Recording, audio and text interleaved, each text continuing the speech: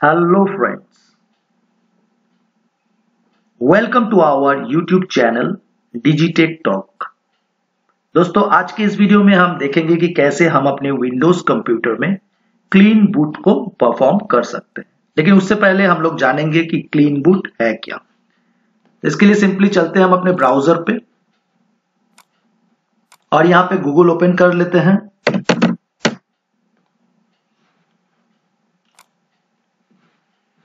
और simply type करते हैं व्हाट इज क्लीन बूट। तो क्लीन बूट क्या है, यहाँ पे इंग्लिश में लिखा हुआ है a clean boot starts window with a minimal set of drivers and startup programmes.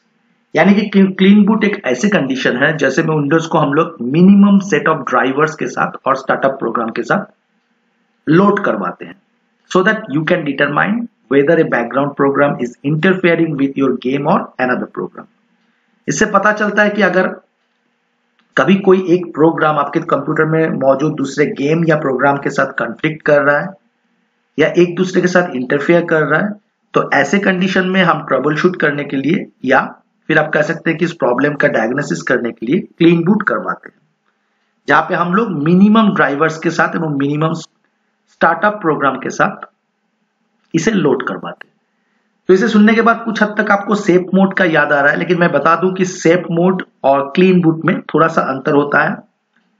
उसे जानने से पहले हम लोग देखेंगे कि विंडोज कंप्यूटर में हम लोग क्लीन बूट को कैसे परफॉर्म कर सकते हैं। उसके बाद जानेंगे कि सेफ बूट के साथ इसका जो बेसिकली डिफरेंस है वो क्या है। तो चलिए देखते हैं विंडोज कंप्यूटर में हम लोग सेफ बूट को कैसे परफॉर्म करेंगे।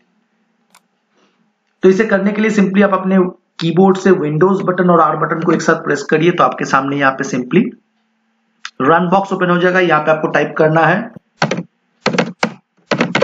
ms config। आपने बहुत बार इसका इस्तेमाल किया होगा पहले भी, तो आपको सिंपली ms config इसे टाइप करके यहाँ पे ओके करना है और ये आपके सामने सिस्टम कॉन्फ़िगरेशन जो है वो ओपन हो गया है। अब ऊपर यहाँ पे देखिए आप general, boot, services, startup and tools कुछ टैब्स बने हुए हैं।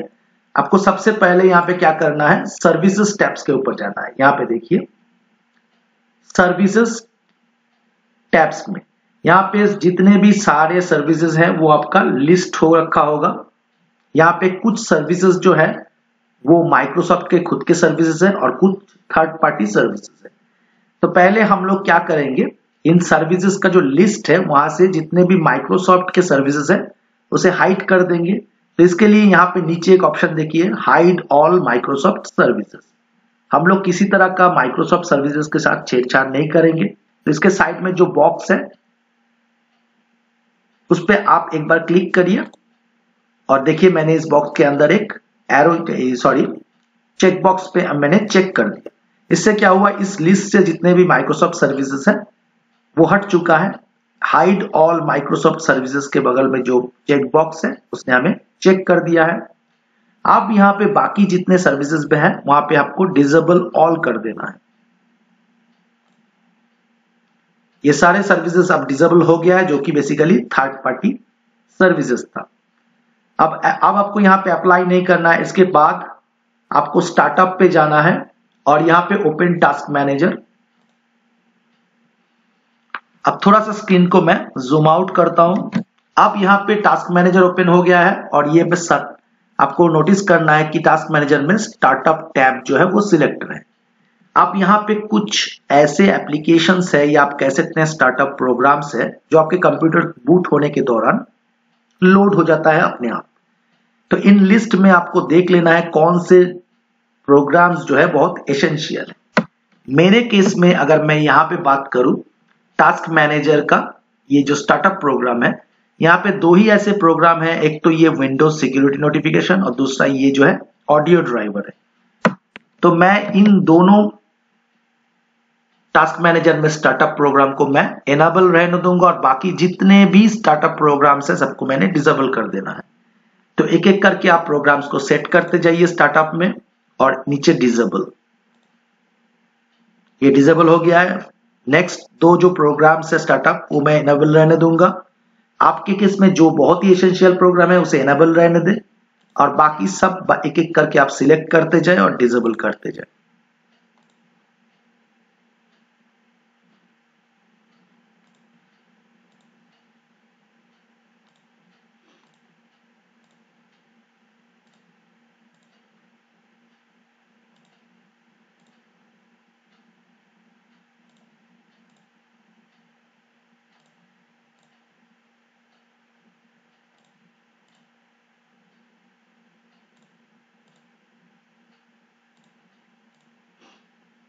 देखिए यहाँ पे स्टार्टअप लिस्ट में जितने भी स्टार्टअप प्रोग्राम्स थे, मैंने 2 एसेंशियल बहुत ही जरूरी प्रोग्राम्स को छोड़ के बाकी सारे प्रोग्राम्स को यहाँ पे मैंने डिसेबल कर दिया है।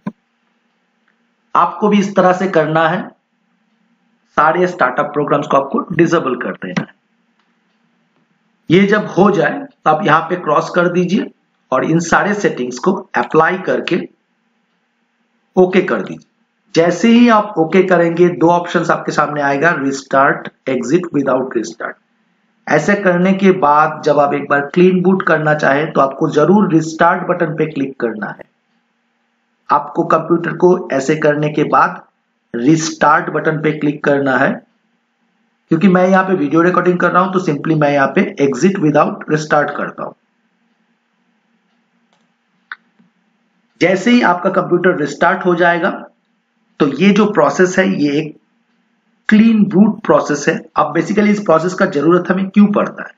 ये बेसिकली अगर 2 या 2 से अधिक एप्लीकेशंस के बीच कॉन्फ्लिक्ट हो रहा है या एक दूसरे के साथ 2 एप्लीकेशन या उससे ज्यादा इंटरफेयर कर रहा है जिसके वजह से आपके ऑपरेटिंग सिस्टम में कोई प्रॉब्लम आता है, तो ऐसे में उसे डायग्नोसिस या ट्रबल शूट करने के लिए हम क्लीन बूट परफॉर्म करते हैं।